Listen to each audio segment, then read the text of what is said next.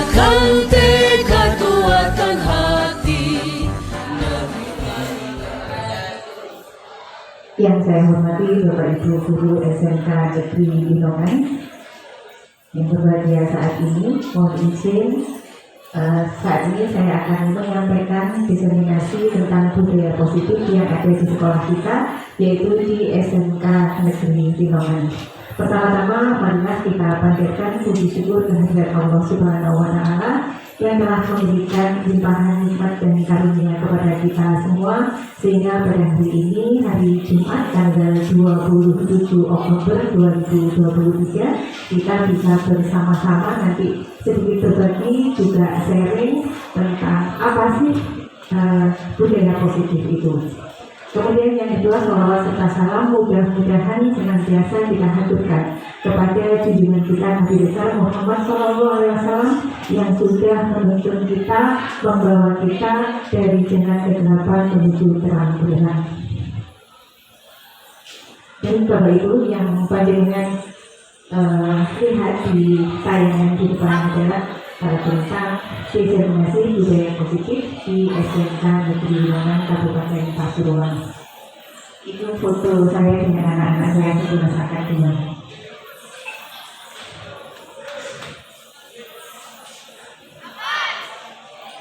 Jadi insya Allah untuk materi ini saya selaku DPT Angkatan 9 tahun 2023 Menteri Wahyuni didampingi oleh Ibu Petri, yaitu Ibu Maria Ulfa, dan Ibu Fasilitator Ibu Siti Hani dari SMK Negeri 5 Malang.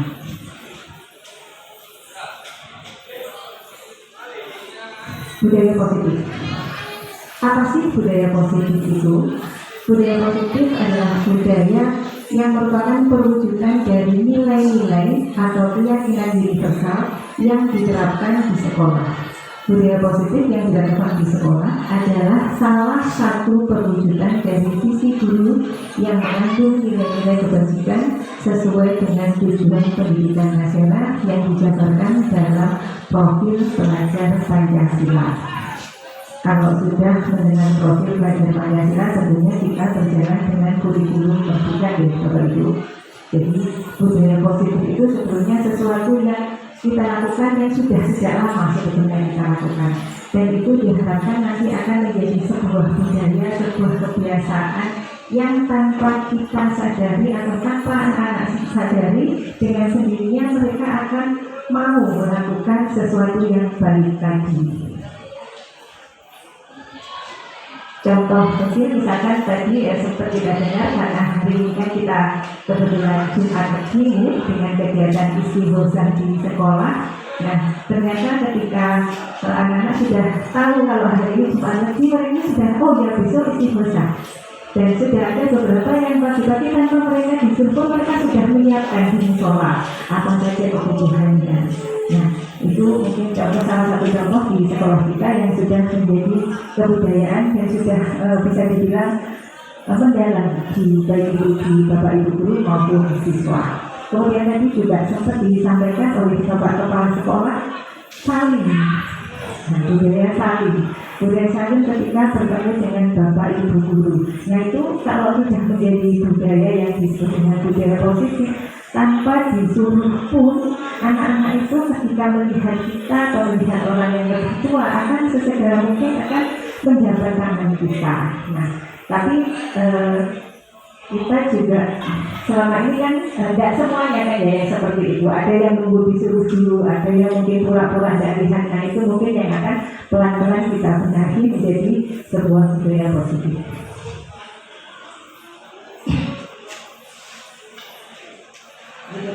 Sebelum kita mendalami tentang budaya positif di sekolah, saya akan flashback dulu tentang apa yang saya peroleh selama mengikuti pendidikan guru penggerak. Nah, jadi mulai dari awal saya mengikuti program guru penggerak itu sepertinya kan kita juga mungkin ada Bapak Ibu guru yang memang masih baru menjadi guru, tapi juga ada yang sudah lama bahkan bertahun-tahun menjadi guru. Jadi saya merasa ketika saya awal masuk menjadi guru penggerak itu, saya seperti diingatkan seperti diingatkan sudah benarkah selama ini melayani anak-anak sebagai benar-benar melayani anak-anak, bisa memahami keinginan mereka, bisa memahami kebutuhan mereka. Apakah selama ini ketika kita ada di sekolah kemudian anak-anak melakukan sesuatu langsung kita tegur, langsung kita hukum, apakah selama itu kita seperti itu? Nah, di guru penggerak itu banyak diingatkan bahwa anak-anak itu memang harus betul-betul kita omong, kita sayangi, kita dari apa sih keinginan mereka, apa sih butuhnya mereka, gitu. Jadi yang sering bahkan saya sendiri sebagai guru seringkali ketika anak-anak tidak mengerjakan PR, ya itu mungkin yang sangat-sangat biasa sekali jika tidak mengerjakan PR. Tapi tidak mengerjakan anak-anak, ya wis kerjakan di luar. Nah, kan mungkin juga Bapak Ibu pernah seperti itu. Kalau tidak mengerjakan, saya tunggu di luar dulu sampai selesai. Nah, ketika kita seperti itu mungkin selama ini tujuan kita adalah untuk mengingatkan anak-anak supaya jelas. Tetapi tidak berpikir ketika mereka sudah ada di luar apa yang terjadi dengan mereka.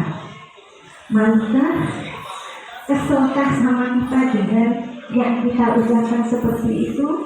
Nah, itu mungkin kita tidak sampai mendalami ke sana karena memang kita di sekolah kan tidak hanya 1-2 yang diopeni, tetapi banyak. Nah, mungkin dilemanya di situ. Tetapi tetap sebagai guru, kalau kita kembali lagi dengan filosofi dari pemikiran Ki Hajar Dewantara, tidak melihat berapa banyak yang kita hadapi. Tapi memang sebanyak itu ya harus kita perlakukan sebaik mungkin sebagai siswa. Harus paham karakter mereka, harus tahu keinginan mereka, dan kita ikuti maunya apa. Itu. Pasti tahu di Bapak Ibu filosofi Ki Hajar Dewantara ya. Ingar Sosum Kolodo, Madyo Manungkaso dan Tengkuri Handayani. Dan itulah sebetulnya yang harus kita lakukan. Tidak serta-merta telat lagi, telat lagi, paling bodoh, kamu jam berapa? Terus nada kita seringkali tidak mengenakan.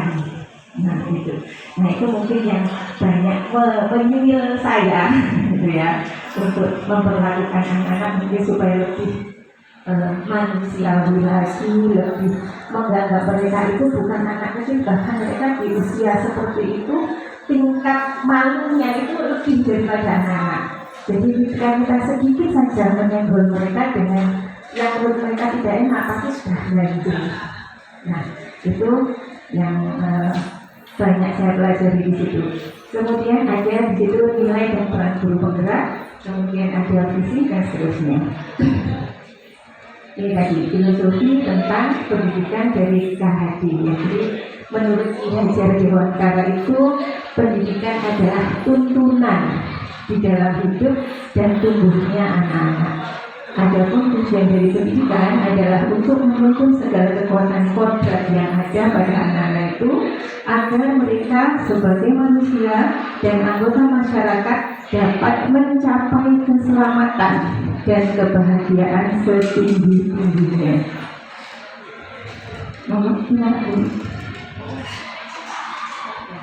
Jadi kalau kita melihat seperti itu, nah apakah kita sudah benar untuk menuntun anak-anak selama ini? Jadi tujuannya adalah untuk mendapatkan kebahagiaan. Jadi anak-anak itu di sekolah bagaimana caranya? Kalau sudah bahagia, pastinya diajak apapun kan mau. Nah itu. Berikutnya, nilai dan peran guru penggerak. Nah ini untuk Bapak Ibu calon-calon guru penggerak, sengaja memang saya tidak full di budaya positif, jadi sambil sharing yang ingin menjadi guru penggerak. Di situ kita diingatkan lagi tentang nilai-nilai guru penggerak, juga peran guru penggerak. Jadi nilai yang harus kita miliki di situ adalah mandiri, pasti ya Bapak Ibu. Kemudian reflektif, jadi kita tidak diam saja kalau melihat sesuatu, kita pasti akan segera melakukan sesuatu. Kemudian kolaboratif, tidak bisa kita ingin mendapatkan sesuatu sendirian, pastinya kita butuh bergandengan kiri kanan depan belakang. Kemudian yang keempat, inovatif. Ya, masanya anak-anak sekarang itu sudah luar biasa banternya. Kita kalah cepat kalau belajar teknologi dengan anak-anak. Ya, jadi kalau kita hanya diam saja, kita pasti anak-anak melihat kita ketika masuk, oh paling mau pulang juga segitu itu. Ya, pasti mereka akan bosan. Ya, meskipun kita ada aturan tidak boleh bawa HP dan sebagainya, tapi untuk menutupi kebosanan itu pasti anak-anak melakukan sesuatu yang di luar yang kita inginkan. Gitu. Kemudian yang kelima adalah berpihak pada murid. Ya, berpihak pada murid itu berarti apapun yang kita lakukan ketika kita ada di sekolah, kita ada di kelas, selalu kita mendulukan, tanya dulu, apa sih kalian maunya seperti apa? Kalau misalkan kita belajar ini, kamu pengennya yang bagaimana? Nah, jadi kita selalu mengingatkan atau ingin tahu keinginan anak-anak dalam proses pembelajaran itu maunya apa. Kemudian peran guru penggerak. Peran diharapkan nanti kalau memang sudah kita menjadi guru penggerak, alhamdulillah di sini ada salah satu yang sudah graduate from guru penggerak yang akan menjadi tutor kita nantinya. Jadi ini ada peran guru penggerak. Yang pertama, menjadi pemimpin dalam pembelajaran. Kemudian yang kedua adalah menggerakkan komunitas praktisi. Jadi komunitas praktisi itu bisa sesama guru, bisa juga kita dengan siswa kita, dengan kelas kita, ya. Jadi bukan berarti kalau komunitas praktisi itu harus sama. Oh, sama-sama gurunya, tidak. Tetapi ketika kita sudah membuat komunitas dengan anak-anak, misalkan dengan WA grupnya, kemudian ada sesuatu yang muncul di situ, maka di situ kita sudah bisa dibilang menggerakkan komunitas praktisi. Apalagi yang ibu-ibu atau bapak yang aktif di fakayat, misalkan di bahan, nah itu sudah berarti sebenarnya sudah ada penggeraknya di situ. Okay. Kemudian yang ketiga adalah menjadi coach bagi guru lain. Ya, kalau di sini coach itu bukan berarti kita sebagai pelatih, ya, tetapi kita bisa di situ mendampingi. Mungkin ada teman yang pengen bikin misalkan PowerPoint presentasi, tetapi kayak saya misalnya, ya, sebelumnya saya untuk presentasi itu yang saya pakai ya sudah PowerPoint saja. Nah, tetapi ketika saya mulai masuk di PDP, saya lihat kok bagus-bagus, ya, bagus-bagus modelnya itu bervariasi sekali. Padahal sebelumnya sudah sering mengikuti pelatihan daring Canva itu kan bolak-balik, ya. Tapi ya hanya sekedar supaya dapat sertifikat saja. Ya, tidak betul-betul praktek. Nah, baru di guru penggerak ini mencoba, ya, kemudian ada bantuan dari kiri kanan bagaimana membuat Canva itu bisa untuk presentasi, bisa video dan sebagainya. Maka ya mohon maaf kalau hari ini hasilnya masih simpel-simpel dan sederhana saja. Ini belajarnya memang masih baru, ya. Nah, jadi seperti itu, yang sudah bisa mengajari yang belum bisa. Mungkin ada yang sudah Bapak Ibu bisa mengedit video, nah, kemudian mendampingi teman-teman yang mungkin saat ini seperti Bujung PPG misalkan, ya, kan diminta untuk bikin video, kita dampingi untuk membuat video pelajaran, ya. Itu sudah bisa dibilang menjadi coach bagi guru lain. Kemudian yang keempat adalah mendorong kolaborasi antar guru. Saya kira sudah jelas sekali. Kemudian yang terakhir adalah memajukan kepemimpinan murid. Berarti kita fokus bagaimana untuk membuat siswa bisa berada di depan. Ya, kalau sudah visi guru, berarti ini adalah sesuatu yang muncul dari kita sendiri. Di sekolah kan sudah ada visi sekolah, ya, tapi kita bisa mengambil sebagian saja untuk kita jadikan sebagai keyakinan yang suatu saat akan mampu diwujudkan. Itu maksudnya visi guru penggerak. Dan di sini kemarin visi yang saya ambil adalah untuk menggunakan media pembelajaran yang berbasis IT, gitu, yang saya korelasikan dengan profil pelajar Pancasila. Nah, ternyata ketika saya sampaikan visi itu, banyak dari kemarin sempat Bapak Ibu guru bisa tak dengan IT itu akan mewujudkan profil pelajar Pancasilanya? Jawabannya adalah sangat bisa. Ya. Jadi IT itu tidak hanya dilihat negatifnya, memang yang banyak tampak kan di negatif. Tapi sebetulnya sisi positif untuk membuat anak-anak menuju ke profil pelajar Pancasila itu sangat mampu kita munculkan di situ. Jadi nanti adalah pinter-pinternya guru bagaimana bisa mengarahkan anak-anak ketika menggunakan IT-nya. Di samping kita sendiri ketika ada di dalam kelas mereka dalam menyampaikan proses pembelajaran, materi dan sebagainya, kita tidak terlepas dari IT.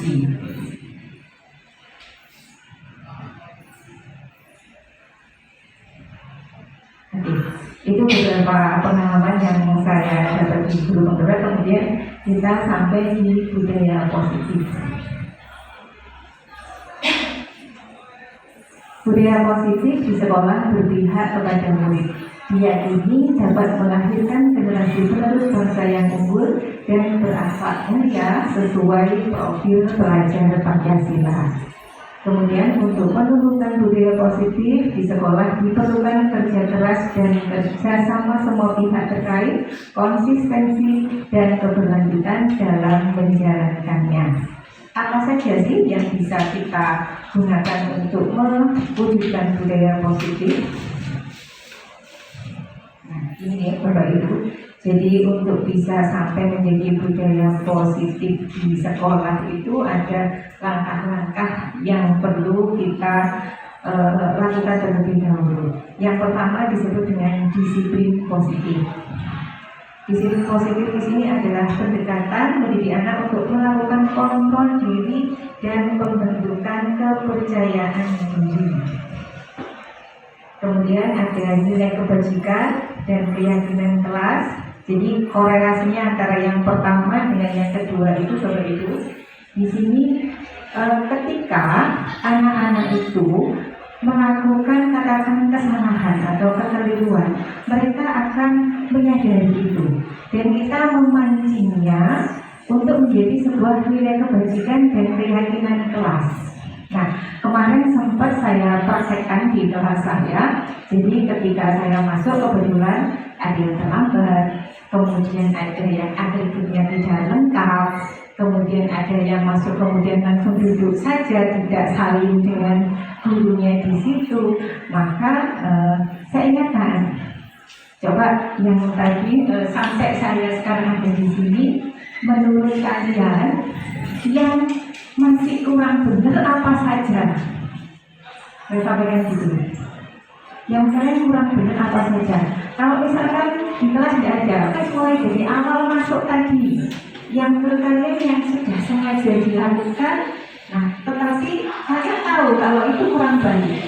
Nah kira-kira apa saja silakan dituliskan. Akhirnya banyak yang terus di bawah tulis ya tentang kejadian-kejadian yang sempat dilakukan sama anak-anak. Misalkan ada yang bilang tidak piket seperti itu. Kemudian ada yang masuk tanpa seizin guru. Kemudian saya tanya, apa sih disiplin itu? Peraturan Bu. Ya wis, kalau bukan peraturan tulis berarti nanti kalimatnya bagaimana? Ya Bu, tidak boleh terlambat. Nah gitu. Jadi saya arahkan seperti itu, ditulis dengan kata-kata yang memang sifatnya dalam bentuk aturan atau perintah. Ya, tidak boleh banyak kata-kata tidak boleh. Kemudian setelah banyak dituliskan anak-anak, saya kembalikan lagi. Kalau misalkan tadi sampai datang, terus bunyi bilang, Pak terlambat, nggak boleh masuk. Ya, sebenarnya saya kan nggak minta ya, kebijakan. Iya Bu. Terus kalau saya ngomong gitu, meskipun ngomongnya pelan, kalian sakit hati apa enggak? Ya iya Bu. Terus menurutmu tidak boleh itu bisa enggak diganti bahasa yang lainnya? Berpikir lagi mereka. Oh iya Bu, bisa Bu. Apa? Kemudian dituliskan lagi di papan, datang atau hadir tepat waktu. Nah itu. Jadi sebetulnya kita mendekati anak-anak itu dari cara dan cara berkomunikasi yang paling penting. Jadi bagaimana anak-anak itu bisa melihat kita tidak hanya sekedar kamu harus begini, kamu harus begitu, tidak. Tapi dengan cara yang santun, dengan cara yang lembut, maka mereka akan tergerak sendiri. Itu maksudnya memunculkan keyakinan kelas. Jadi di sini ketika memunculkan keyakinan kelas, akhirnya banyak sekali. Ada yang muncul, Bu, banyak yang biasanya kalau pelajaran itu ngomongnya jelek, Bu, gitu ya. Muridnya saja apa sama gurunya, dan seperti itu. Aduh, Bu, gurunya juga, tuh, gitu. Berarti sama, sampai sama gurunya juga sama. Terus ya apa ya? Kalau mau dituliskan di keyakinan kelas, bahasanya bagaimana? Ya, Bu, berbicara sopan di dalam kelas. Nah, itu besar kan ya, jadi nanti Bapak Ibu guru yang masuk juga akan melihatnya gitu. Jadi tidak kalian langsung menegur dengan cara, Bu, nggak boleh gini, Pak, nggak boleh gitu, atau mungkin temennya ngomongin, nah, jangan seperti itu, tapi dengan cara yang lebih halus. Jadi dengan keyakinan kelas. Nah, sekarang di langkah ketiga di sini ada posisi kontrol. Posisi kontrol di sini adalah posisinya kita sebagai guru. Nah, di posisi kontrol ini ada 5 Bapak Ibu. Yang pertama adalah pemberi hukuman. Bisa nanti ya kita meraba-raba selama ini kita sebagai guru ada di posisi yang mana. Yang pertama adalah pemberi hukuman, kemudian pembuat rasa bersalah. Ya, mungkin Bapak Ibu juga pernah seperti itu. Jadi ketika kita maksudnya mengingatkan anak-anak itu justru inginnya supaya mereka merasa bersalah. Ya. Kemudian mungkin dengan kata-kata saling suruh. Ya, mungkin ke saya saja kalau seperti itu kan akhirnya ya. Mungkin kalau hanya untuk saya mereka akan di kelas karena kasihan sama guru ini. Nah, bagaimana dengan Bapak Ibu guru lainnya? Apakah mereka akan mau seperti itu? Kalau hanya melihat Bu Nini saja, artinya kan masih belum menyentuh hatinya, belum ada kesadaran bahwa sebetulnya kalau keluar itu ya gini, ya, kecuali ada kepentingan yang sangat-sangat tidak bisa ditinggalkan baru tidak masuk. Nah, seperti itu. Itu maksudnya membuat rasa bersalah. Ya, saya kira kita juga sering ya seperti itu. Oh, jangan korek, nggak sakit saya makan gitu ya. Sering sekali. Boleh nggak seperti itu? Ya boleh, pokoknya jangan keseringan ya Bapak Ibu. Kemudian di sini kita ketika anak-anak melakukan kesalahan memposisikan diri sebagai teman. Nah, memposisikan diri sebagai teman ini kadang manjur, kadang tidak. Ya, kalau manjurnya ketika mereka sadar, oh begini itu seperti ini, oh begini itu seperti ini. Mungkin mereka lebih nyaman ketika bercerita ya sebagai teman. Misalnya caranya gini Bapak Ibu, apa namanya? Misal ya misalkan PR misalkan ya. Karena sering ya, tidak hanya di jamnya saya saja, di guru-guru yang lainnya, notabene dia itu sebetulnya malas ya. Nah, ketika di jamnya saya kemudian tidak sama PR tuh. Tak misalkan lagi, main tak? Nanti main sama saya tak? Nah, misalkan bahasanya lebih dengan temannya. Ayo guys, nanti kerjakan dulu, baru nanti setelah ini kamu pengen main kemana sama saya. Nah, itu kan kita memposisikan diri sebagai teman, jadi tidak memarahi. Tidak memarahi, tapi kita tetap familiar, ngomongnya juga enak. Nah, tapi untuk posisi teman ini bisa efektif, juga bisa tidak. Tergantung dengan siapa. Nah, kemudian yang keempat adalah sebagai pemantau, dan yang terakhir adalah sebagai manajer. Kalau pemantau di sini Bapak Ibu ya, ketika anak-anak melakukan kesalahan langsung kita ingatkan. Sampai tahu nggak aturan yang di sekolah? Ya. Kalau datang harusnya jam berapa? Boleh nggak pulang sebelum waktunya? Awal masuk dulu sudah ada tata tertib kan? Sudah baca kan? Isinya apa saja? Nah, kita mengarahkan ke sana. Jadi kita mengingatkan anak-anak dengan cara kita melihat aturan-aturan yang ada di sekolah. Nah, kemudian baru kita arahkan supaya anak-anak ini intinya tidak mengulang lagi di kesalahan yang sama. Yang terakhir adalah sebagai manajer. Manajer kan kita jadi memanage ya, mengatur. Jadi manajer ini bisa dibilang posisi kontrol yang paling bagus. Jadi kita bisa memposisikan anak-anak itu ketika melakukan kesalahan, mereka bisa menggali kesalahannya sendiri, kemudian mereka bisa menyampaikan kenapa, kemudian mereka sekaligus juga mencari solusinya dari dirinya sendiri. Oh, berarti besok itu biar nggak terlambat lagi, bangunnya harus lebih awal, berangkatnya lebih awal. Tapi kita mendampingi diri dengan mengarahkan. Itu maksudnya kita sebagai manajer. Nah, kemudian berikutnya ada dari semua yang saya sampaikan tadi itu kita tidak terlepas Bapak Ibu dari kebutuhan dasar manusia. Jadi apa sih kebutuhan dasar itu? Tidak hanya anak-anak kan ya, kita pun juga mungkin kebutuhan dasar yang pertama adalah bertahan hidup, ya. Kemudian adanya kasih sayang dan rasa diterima, penguasaan, kebebasan juga kesenangan. Jadi di sini kita sebagai guru sebetulnya ketika anak-anak kita melakukan suatu kesalahan, kita diminta untuk mengingat itu. Kenapa sih anak-anak melakukan itu? Apa yang tidak terpenuhi? Ketika kita menerangkan tiba-tiba mainan HP, ya ditanya. Biasanya kan sih artinya ibu kan diambil kan gitu ya. Tidak. Nah, ini kalau ini kasihkan ya, ini depan diambil, saya kasihkan wali kelasnya kan gitu bedanya ya. Nah, tanpa kita tanya dulu, kenapa sampai kok main HP di situ? Nah, bisa jadi kita kan nggak pernah tahu. Kita kan jarang menanyakan ya, kenapa kok pegang HP terus? Bisa jadi saat itu ternyata mungkin ada ibunya yang lagi sakit di rumah dan tidak ada yang jaga, tetapi dia masih tetap sekolah. Dengan HP itu maksudnya dia setiap saat kalau dihubungi ibunya atau mungkin keluarganya bisa. Kita kan tidak tahu yang seperti itu. Nah, jadi ada ini coba Ibu, jadi setiap apa yang dilakukan anak-anak itu sebetulnya kita harus tahu dulu apa sih kebutuhan mereka, apa yang belum terpenuhi. Kemudian yang di sini yang terakhir ada yang namanya segitiga restitusi. Jadi untuk menghadapi kesalahan anak-anak itu, untuk bisa mengarahkan anak-anak ada yang disebut dengan segitiga restitusi.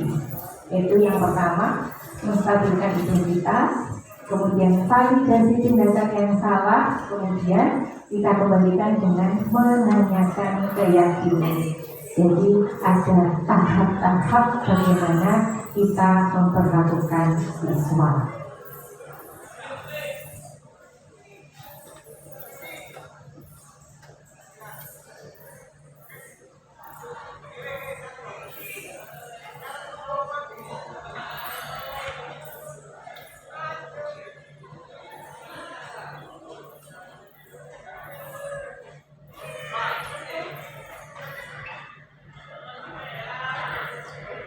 Bapak Ibu, itu tadi yang sedikit saya sampaikan berkaitan dengan keyakinan atau disiplin positif, ya.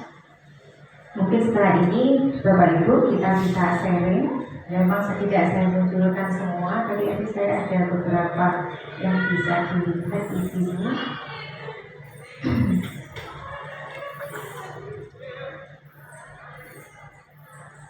Nah, ini. Ya, ini tentang keyakinan kelas Bapak Ibu.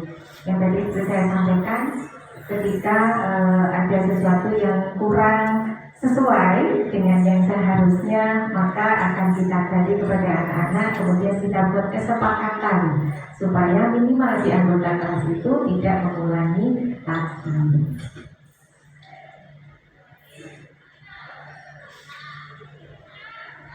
Nah, ini sopan santun, saya tunjukkan yang gambar-gambar semacam ini. Ada sopan santun, kemudian ada kerjasama, kemudian toleransi. Nah, jadi tidak banyak Bapak Ibu ini yang saya tunjukkan. Saya yakin Bapak Ibu sudah lama sebagai guru punya pengalaman yang mungkin nanti bisa kita sharingkan di sini.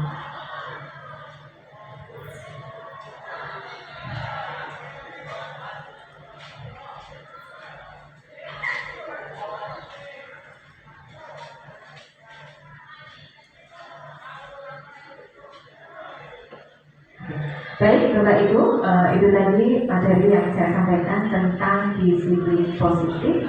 Monggo waktunya kita sharing, mungkin ada yang mau ditanyakan untuk calon-calon ibu atau bapak guru penggerak yang ada di sini, ya.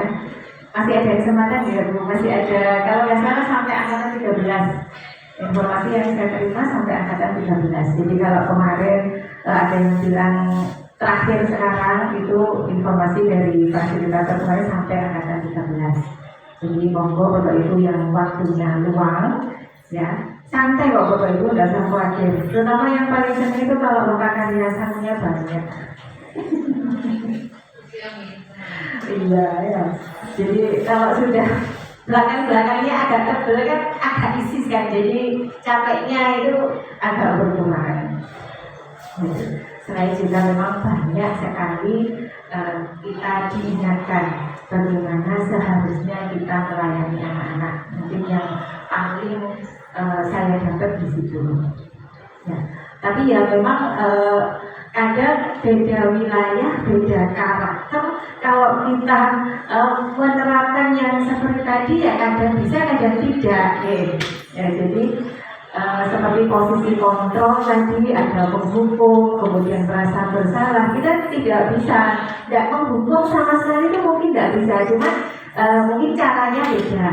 Ya tidak harus telat pusat, tidak seperti itu. Oke. Jadi caranya yang lebih halus. Ya, kita menyesuaikan dengan karakter anak-anak. Karena kemarin sempat juga setelah saya praktekkan di kelas, ya di situ ada siswa yang ketika jam pelajaran itu tidur, ya ketika ada yang tidur. Kemudian, nah ini yang di belakang yang kameramen itu tidur di kelas kemarin ya. Tidur. Nah kemudian ada sebenarnya temannya sudah mengingatkan, tapi tidak mempan. Akhirnya, apa tidur? Nah biarkan dulu. Mungkin semalam ngepos satpam gitu kan. Nanti dia sama bunyi sudah. Akhirnya setelah anak-anak yang lain kerjakan tugas, saya datangi. Ya, saya datangi, saya memposisikan sebagai temannya ya di awal. Enak ini tidurnya, saya ceritakan. Kurang mau cuci muka, mau tidur lagi, gitu kan. Cuci muka dulu, gitu. Ya. Nah di situ ya kembali lagi saya akhirnya bisa bergabung dengan temannya. Nah sebelum gabung dengan temannya saya ajak ngomong dulu, kenapa sampai kok tidur? Temannya belajar kok tidur? Ya Bu, ternyata apa kemarin alasannya karena main gamenya sampai tengah malam gitu. Jadi main gamenya kebablasan. Nah berarti ketika di situ dia kan sudah menyadari kenapa kok sampai akhirnya tidur di kelas gitu kan ya. Nah tahu kesalahannya. Terus kalau misalnya tidur, kadang tahu kan ya besok masih sekolah. Nah di situ saya mau mengingatkan dengan pemantaunya, besok masih sekolah loh ya. Kalau minggu silakan, tapi kan besok masih sekolah. Terus kira-kira bagaimana? Nah, dengan pertanyaan seperti itu akhirnya mereka berpikir sendiri. Oh ya Bu, berarti ya mungkin naiknya dikurangi. Terus apa lagi? Ya, kalau tidur lagi gimana? Ya minta teman supaya membangunkan gitu. Jadi ada solusi-solusi yang mereka keluarkan dengan sendiri. Akhirnya kalau misalkan suatu ketika terjadi lagi, kita tinggal mengembalikan. Sama kan sudah berjanji dengan dirinya sendiri dan seterusnya gitu. Nah mungkin sudah tidak tidur lagi ya Pak ya. Insya Allah aman ya. Itu. Nah setelah coba saya praktekkan seperti itu, kemudian saya coba wawancara dengan anak-anak yang lainnya juga. Tadi kan kalian tahu temanmu kan ada yang salah melakukan kesalahan tidur. Kalau misalkan bapak ibu guru kemudian memperlakukan temanmu yang salah itu seperti itu, menurut kalian bagaimana? Efektif apa enggak? Diulang lagi apa enggak? Jawabannya ternyata macam-macam. Bisa jadi yang Bu efektif Bu, karena kan biasanya kalau langsung diingatkan terus dihukum, anak-anak kan sebetulnya sakit hati Bu, apalagi di depan teman-teman gitu. Tapi ada juga Bu, kalau misalkan gurunya terlalu halus seperti itu pasti diulangi Bu, gitu ya. Ya juga mungkin di Bu, jadi mungkin suatu ketika ya perlu agak tegas juga sama anak-anak, ya harus selalu lemah lembut. Kalau mungkin aktor kemarin yang dikasih tahu begitu mempan, tapi kalau nanti yang diajak model seperti si A atau si B, ya mempan Bu, ya akan mempan. Besoknya ya pasti tidak tidur paling Bu, kayak gitu. Nah ternyata reaksinya anak seperti itu. Jadi kita tidak bisa menyamaratakan bagaimana untuk memperlakukan siswa.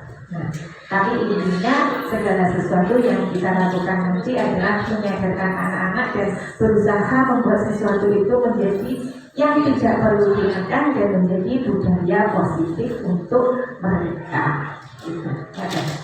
Monggo Bapak Ibu mungkin ada yang mau disampaikan, silakan. Ibu-ibu, Bapak, calon-calon guru penggerak semua ini. Mari, Master silakan.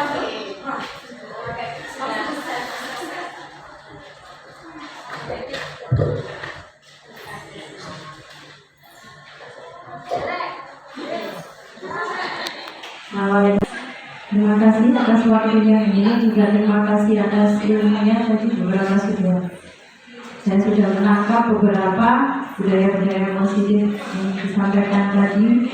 Kebetulan ini sharing juga di kelas saya ini ada satu siswa istimewa di kelas saya sendiri. Nah ini kalau dari segi kenakalan ataupun yang lainnya yang lama sama guru dan sebagainya tidak. Yang agak unik di sini dia selalu sholat tepat waktu di saat jam pelajaran. Ya, satunya luar biasa, satunya tanda tanya. Ya, ini dia. Kemudian setiap hari Kamis biasanya dia sering tidak masuk dengan berbagai macam alasan. Dan saya juga sudah komunikasi dengan orang tuanya, ibunya. Saya tanya kenapa, pernah saya dekati, ada apa sih nak, sampai kok sering seperti ini, sering tidak masuk dan kebetulan di hari Kamis. Apa ada masalah dengan teman? Jawabannya saya ya agak tidak menyangka juga, cuma gini, tidak kok sih, cukup saya saja sama Allah yang tahu. Jadi saya selalu sampai saya iya nak, memang Allah memang maha tahu semuanya apa yang kamu sampaikan. Tapi suatu saat kita juga butuh teman. Dan kita tidak punya tanya langsung sama Allah. Jawabannya juga kan tidak selalu kita dapat langsung. Kebetulan juga. Oke, sama ibunya. Ternyata sama ibunya pun juga disampaikan demikian. Jadi cukup saya sama Allah yang tahu. Nah ini saya masih cari. Nah solusinya ini mungkin mau saya hadapkan ke buku juga, ke BK, dan belum ada waktu, kemarin masih banyak kegiatan mungkin. Atau mungkin dari buku ini ada solusi atau bagaimana. Atau mohon terima kasih atas waktunya. Terima kasih warahmatullahi wabarakatuh. Waalaikumsalam warahmatullahi wabarakatuh.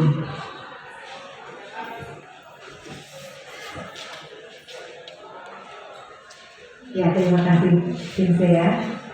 Mari kelas berapa Ibu? 12 TKR 1, kelas 12 ya. Kelas dewasa di mana anak-anak ini menjelang memang nantinya disiapkan untuk benar-benar akan terjun di masyarakat. Nah, ini ya saya ya unik ya Ibu ya. Jadi kalau dibilang nawakal, akhirnya kan satu sisi sholatnya kencang. Nggak masuknya di hari Kamis, bisa jadi hataman mungkin ya. Nah, itu yang belum kita tahu. Dan tadi Cindy sudah berupaya ternyata memang menerapkan yang dari posisi kontrol itu kan ya. Mbak Muat bagaimana sebagai teman mengajak komunikasi, kemudian juga mencari tahu apa sebabnya. Tapi kalau yang saya tangkap anak ini sepertinya introvert ya. Ya. Kalau di kelas temannya jarang komunikasi.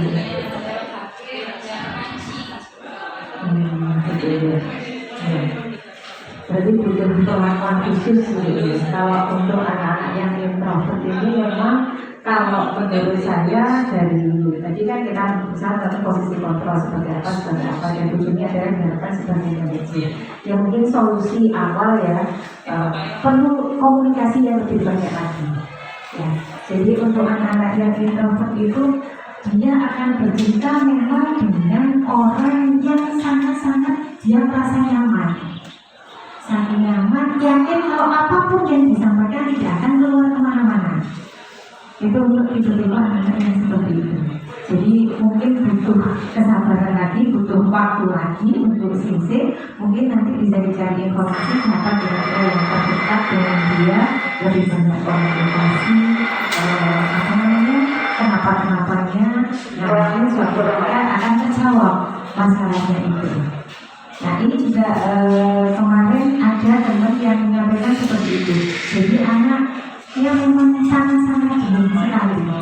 Dia juga tidak mau berkomunikasi dengan temannya, senangnya menyendiri kemudian gambar. Gitu. Dia sebenarnya kalau ada sesuatu kemudian digambar. Nah suatu ketika ada teman saya ini orangnya gitu, orangnya. Tapi dia bisa ngajak ngomong sepertinya dia itu terlihat. Akhirnya dia ketika menggambar di awal-awal tidak mau ditunjukkan. Tapi terus gitu. Gambar apa namanya? Akhirnya dia bercerita dari gambarnya itu. Oh betul. Dia menceritakan situasi yang aku buat dari gambarnya itu. Nah kemudian berikutnya ada lagi video lagi, dia tekan itu gambar lagi, gambar apa lagi ya. Nah dari situ, dari yang awal kita melihat gambarnya, oh bagus dan sebagainya, akhirnya dia mulai mau bercerita ya, tentang ternyata dia di kondisi keluarganya yang kurang nyaman. Nah ini dia mau bercerita gitu, kenapa dia seperti itu ya. Oh maaf saya tidak ada cerita, tapi saya bisa gambar. Ya sudah kami gambar. Jadi gambarnya itu ada aslinya. Nah lama-lama dia mungkin akhirnya mau ngomong itu tadi. Jadi seperti yang salah satu siswa tadi ya, mungkin butuh waktu dan intensitas yang dikatakan lagi untuk komunikasi dengan si anak. Yang jelas kan sebetulnya tidak negatif ya saya. Karena kalau menurut saya senakal-nakalnya anak ya, sekambing-kambingnya selama sholatnya masih jangkep, kalau itu bahasa itu selama sholatnya masih jangkep, insya Allah masih bisa diluruskan gitu. Ya, mungkin ada yang mau ditambahi, kebetulan ada Ibu Brita atau Pak Ustadz Aki. Ini nanti betul sedikit solusi dari saya untuk anak yang mungkin ada masalah dengan tanda kutip. Ada lagi Bapak Ibu, monggo. Waktunya masih panjang. Bu Ina, Master, monggo.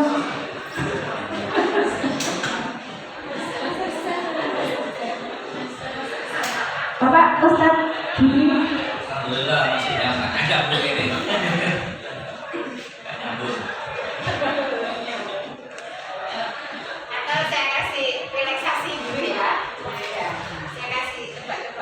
Saya kasih tebak-tebakan.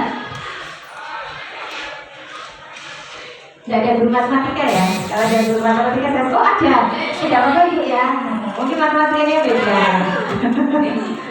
Oh coba ini juga ya. Karena ada sedikit matematikanya tapi agak beda ya. Ini bisa jadi tambah kurang ya. Kalau Ibu Hadi kan biasanya tambah aja ya. Jadi saya kasih dengan tambah kurang. Cluenya adalah bumi itu bulat. Bisa dari yang pernah dengar ya Bapak Ibu. Bumi itu bulat, cluenya. Nanti yang bisa menebak boleh nyanyi di depan. Coba lu bisa menebak saja.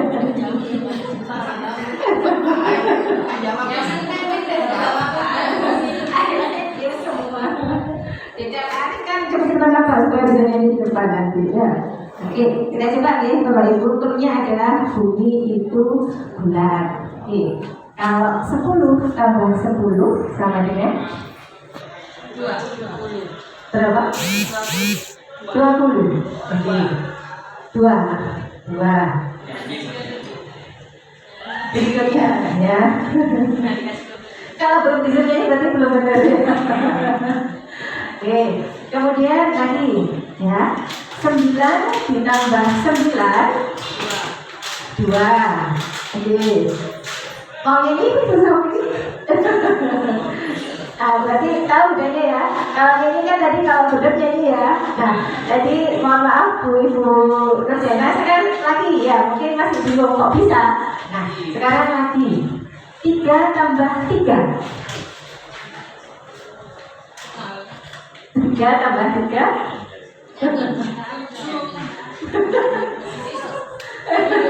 Kok bisa? Sebenarnya ayo, 3 tambah 3 Q-nya adalah bumi itu buta. Oke, saya kasih lagi 9 tambah 1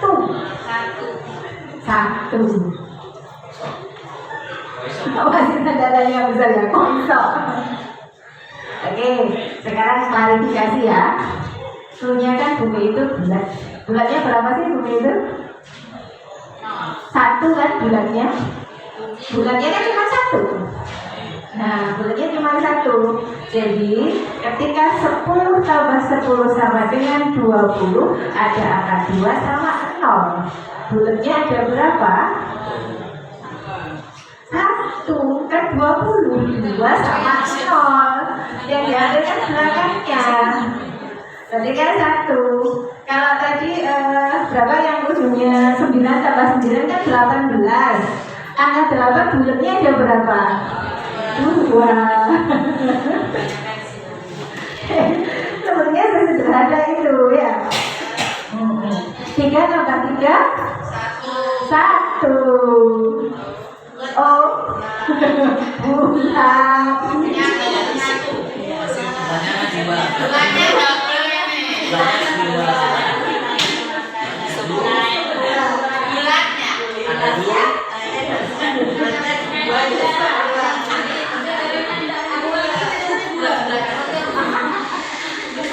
Iya, jadi ya Bapak Ibu, jadi biasanya kan seneng yang bulat-bulat ya.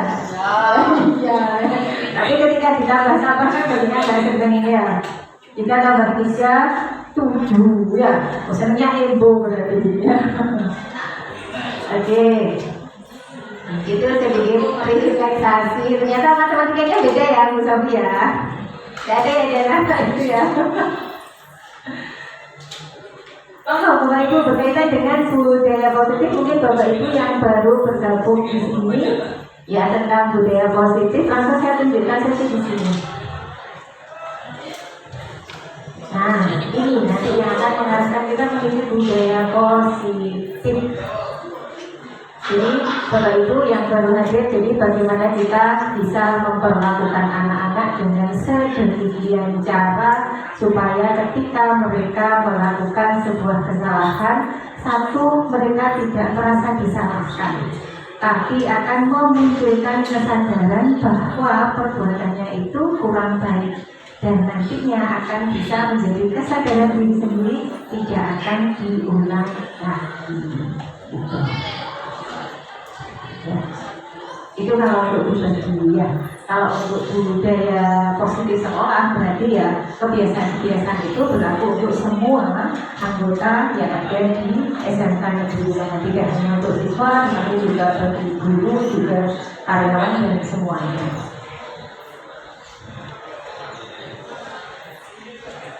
Monggo Bapak Ibu, masukannya. 27.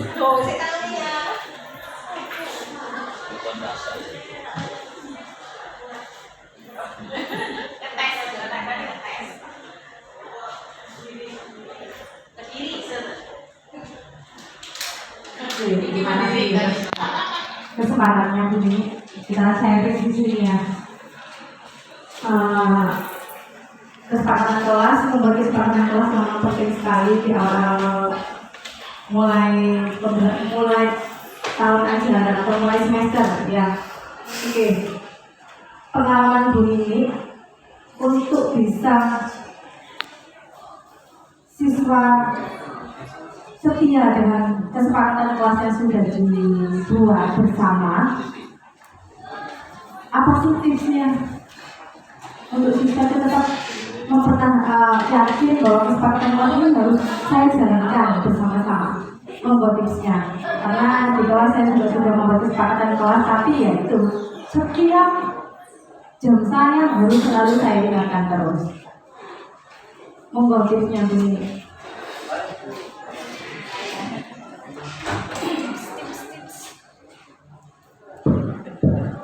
Ya, terima kasih Bu Lina untuk bagaimana supaya anak-anak didik kita supaya tetap ada di situ dengan keyakinan kelasnya ya. Tipsnya bagaimana? Ini pribadi ya, mungkin nanti dari Bapak Ibu ada yang mau ngasih masukan atau tambahan monggo. Karena Bu Lina bertanya tips dari saya, jadi saya kasih ya.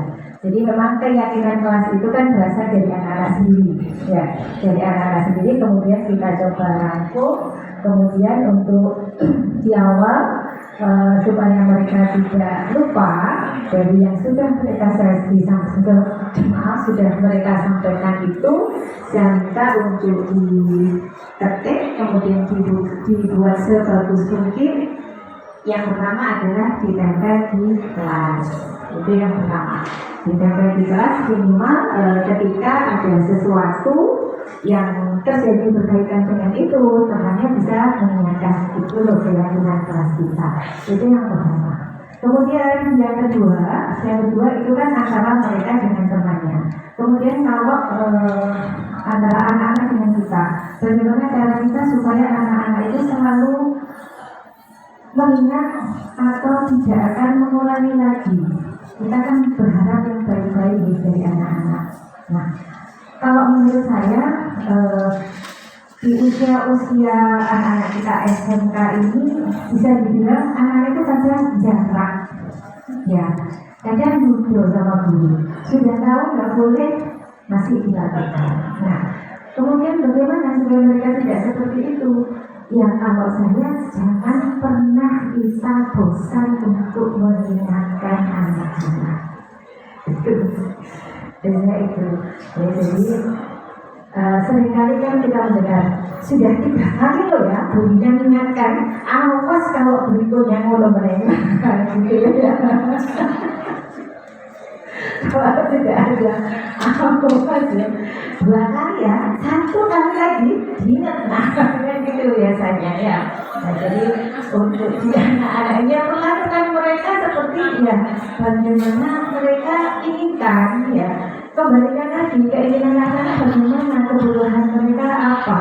Ya kita sebagai pengganti orang tua di sini, ya mungkin itu tips saya adalah tidak pernah bosan untuk mengingatkan kelakuan anak-anak yang menurut kita atau menurut orang lain masih kurang layak. Ya, kalau nggak salah itu di Al-Quran ada ya Pak Ustadz ya, untuk tidak bosan mengingatkan. Kalau nggak salah itu bagi ini itu di buku-buku yang sampai berkali-kali bukan sampai di akhir ayat itu kan selalu diingatkan. Allah itu kan tidak bosan mengingatkan kita. Tapi kalau kita banyak seringkali saya dengar, kok saya kan kesabaran ada batasnya, ya kan gitu. Kesabaran saya ada batasnya loh ya. Sudah beberapa kali, sudah 3 kali saya ingatkan, masih gitu aja. Maunya apa dan seterusnya. Nah, itu kita kembalikan lagi ya kepada posisi kontrol tadi, kemudian dengan segitiga itu bagaimana kita menggali kesadaran anak ya, kemudian bagaimana cara kita mengingatkan dan tidak bosan untuk selalu mengingatkan. Mudah-mudahan itu nanti yang akan menjadi bekal kita supaya meskipun mereka lulus dari sini pun tidak lupa dengan kita. Ya, itu punya tips khusus dari saya. Monggo mungkin ada tambahan, Ibu Hati monggo untuk ada tips khusus bagaimana supaya anak-anak tidak begitu lagi. Ibu BK banyak tips saya. Atau nggak pakai lama, ambil lembaran aturan baca. Iya, mudah-mudahan kita tidak seperti itu nih, Bapak Ibu. Jadi kita pelan-pelan mulai beralih dari yang menurut kita kemarin nyaman dengan kita seperti itu dengan anak-anak. Nah, kita lihat nanti apakah dari yang kita lakukan kepada mereka berdampak khususkah kepada mereka. Gitu. Mohon Ibu Guru Penggerak, Ibu Soraya. Ya, mohon Ibu. Terima kasih Dewi. Kalau bicara saya, memang di awal sejak masuk awal pertemuan dengan anak itu saya sudah membuat kesepakatan kelas. Di setiap kelas itu pasti ada kesepakatan kelas dengan mereka. Ya begitu ada yang melanggar, saya ingatkan. Kesepakatan kelas kita ini, kamu kok melanggar? Biasanya saya ingatkan juga ada partisipasi dari teman-temannya. Ini gimana kalau teman-temanmu ada yang melanggar? Saya silakan ke kelas, mau diapakan? Satu. Yang selanjutnya pasti kita menggunakan rumus segitiga restitusi. Ya memang itu aktif dan tidak aktif ya sesuai dengan jurusan mungkin. Tapi tidak ada salahnya kita menggunakan segitiga restitusi seperti itu.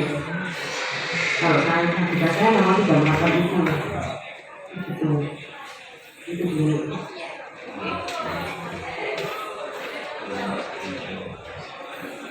Baik, terima kasih Bu Soraya. Nah itu sharing ya, bagaimana kita memperlakukan anak-anak ya. Kalau Bu Soraya mungkin sudah sertifikat penggeraknya sudah mulai nempel ya. Jadi apapun yang terjadi kaitkan dengan posisi kontrol, kaitkan dengan segitiga restitusi, bagaimana untuk menggali anak-anak, untuk mencari apa sebabnya mereka bisa seperti itu, sampai akhirnya nanti muncul solusi. Ada Bu Soraya, luar biasa. Kasih aplaus untuk Bu Lina dan Bu Soraya. Monggo Bapak Ibu lainnya, kita sharing di sini, silakan. Ibu Sata barangkali yang rencananya mau ikut daftar di guru penggerak, mungkin ingin cari tahu, mumpung di sini ada senior-seniornya. Kalau saya masih bau kecil dan masih baru.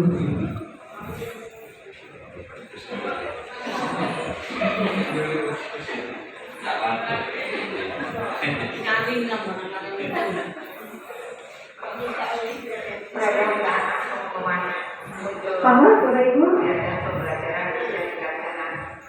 tidak ada ya? Baik. Iya, kalau memang tidak ada, demikian tadi ya, materi sekaligus sharing kita tentang budaya positif yang ada di sekolah kita. Mudah-mudahan setelah ini kita bisa lebih bijak lagi, bisa lebih bagus lagi bagaimana kita bersikap dan menghadapi anak didik kita, supaya tujuannya untuk mencapai kebahagiaan setinggi-tingginya menurut KHD itu bisa terwujud. Baik, ada kurang lebihnya dari saya.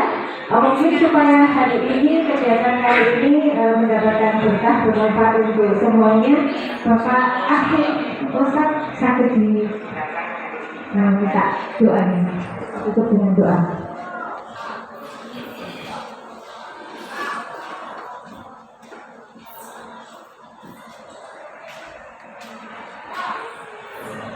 Ya, untuk sebenarnya pertemuan ini kita tutup atau keadaan kita dengan apa yang disampaikan oleh menjadi pendidikan ilmu yang sangat jelas kita. Dan kita teman-teman mau berjuang betul-betul di lancar dan sukses. Kita mohon doa anak bisa pulang atau berangkat sekolah. Mohon untuk tetap tertib dalam dan kebutuhan dan disiplin perhatian. Sekali dua anak juga pulang dan berangkat sekolah seperti berhati dan mengikuti jalan yang baik. Terima kasih.